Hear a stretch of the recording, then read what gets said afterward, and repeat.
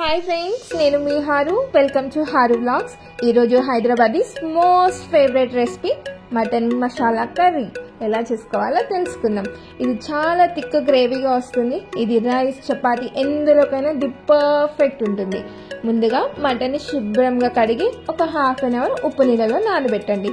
ఇప్పుడు మటన్ని కుక్కర్లో వేసి 3 గ్లాసెస్ వాటర్ని యాడ్ చేసుకొని అందులో కొద్దిగా ఉప్పు, పసుపు, ఒక బిర్యానీ ఆకు, 3 లవంగాలు, ఒక యాలుక వేసుకుని మూత పెట్టి 5 లేదా 6 విజిల్స్ వచ్చే వరకు కుక్ చేసుకోండి. మటన్ కుక్ అయ్యేలోపు మసాలా ప్రిపేర్ చేసుకుందాం పదండి. ఒక కడాయిలో కాజు, రెడ్ చిల్లీ వేసి దోరగా ఫ్రై చేయండి.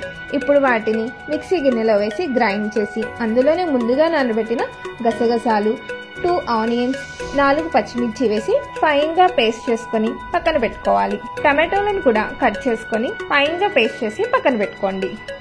ఇప్పుడు ఒక కడాయిలో ఆయిల్ వేసి కరివేపాకు వేసి మనం ముందుగా గ్రైండ్ చేసుకున్న ఆనియన్ పేస్ట్ని కూడా వేసి ఒక 5 మినిట్స్ బాగా కుక్ చేయాలి.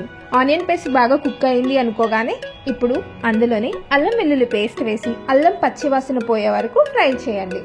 మనం ముందుగా గ్రైండ్ చేసినటువంటి టమాటో పేస్ట్ని కూడా వేసుకుని బాగా ఫ్రై చేయాలి. టమాటో పేస్ట్ బాగా ఫ్రై అయ్యాక అందులోనే ఉప్పు, కారం, గరం మసాలా, ధనియా పొడి, జీలకర్ర పొడి అన్నిటిని వేసి బాగా ఫ్రై చేసుకోవాలి. ఇప్పుడు మనం ముందుగా ఉడికించినటువంటి మటన్ యొక్క వాటర్ని యాడ్ చేసుకోవాలి. వాటర్ని యాడ్ చేసుకున్నాక ఒక 2 మినిట్స్కి కుక్ చేసినటువంటి మటన్ని యాడ్ చేసుకోవాలి.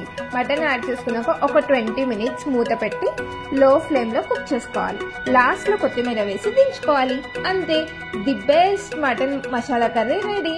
మీకు నచ్చిందా? అయితే లైక్ చేయండి, షేర్ చేయండి, సబ్స్క్రైబ్ చేయండి. Thank you for watching.